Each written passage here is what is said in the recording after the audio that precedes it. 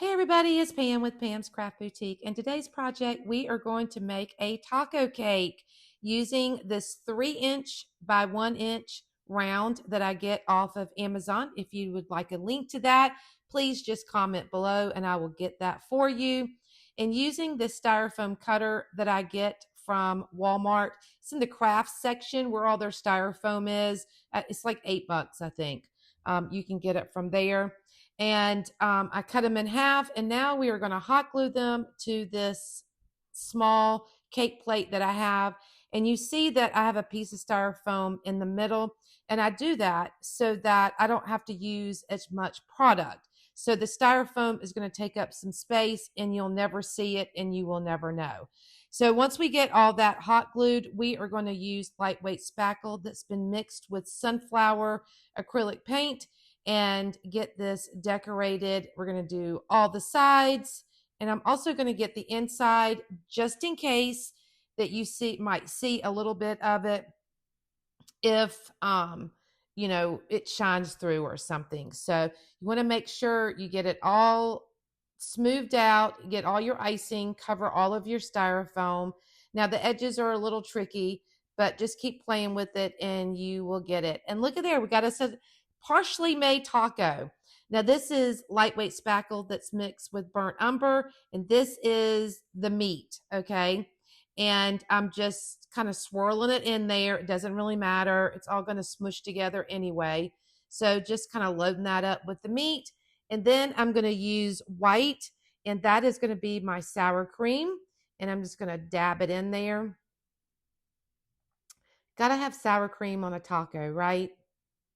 And then using this lettuce that I get from Hobby Lobby, I've cut it into a bunch of strips. I don't need this much, just a few pieces, but I already had it cut up. So I'm like, okay, well, and I'll just put it in a baggie and put it up, and it'll be fine for the next taco.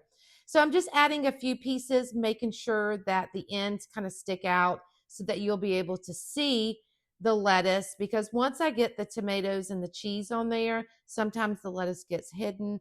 And if you let it stick out from the sides, then it's able to be seen a little bit better. Now, for the tomato, I'm keeping it very simple, guys.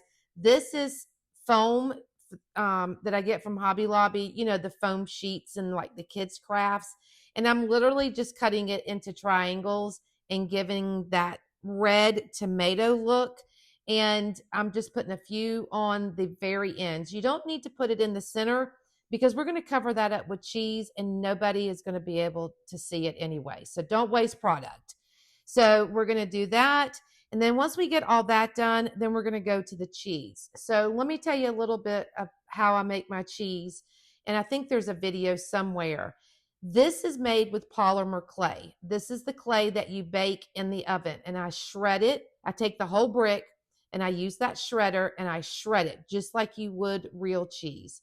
Then you put it in the oven and you bake it, and it gets really hard. The problem is on my taco, whether I do a cake or actual taco, there's nowhere to put the cheese so it doesn't fall off, right? So you can use resin, but I'm using Mod Podge, all right? It dries clear. It's like a glue. It'll hold it all together, and it'll kind of be shiny once, it dries. I'm still using resin, but not near as much. My allergies just don't do very well with it. So if I can avoid it, I can.